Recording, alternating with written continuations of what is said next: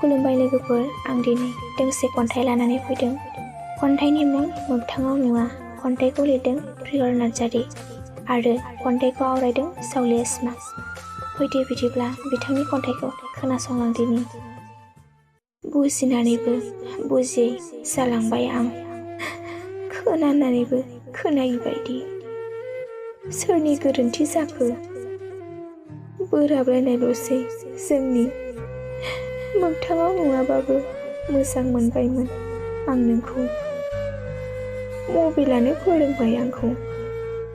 ना बावनो हायो, ना गारनो हायो। बोराबना दा थासै सना बे मुगाया। बोराबना थानाय रागाजों गोजोमना थानाय मुगा नङा सना। नों मिथिगौना सना, दिनै आं नोंनि थाखायनो स्टेटासबो दोननो हाला। दुखुनि स्टेटास होब्लानो लोगोफोरा बुंहरसै आंखौ मोजां मोननायजों गारजाबाय नामा होनना। एसेनोसै खन्थाइया, गोजोन्थों।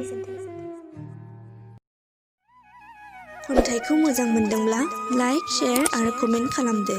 लोगोसे जोंनि जावलिया सिमां इउटुब चेनेलखौ साबस्क्राइब खालामनो दाबाव। आरो फेसबुकआव नायदोंब्ला जावलिया सिमां फेसबुक पेजखौ लाइक खालामनो दाबाव। गोजोन्थों।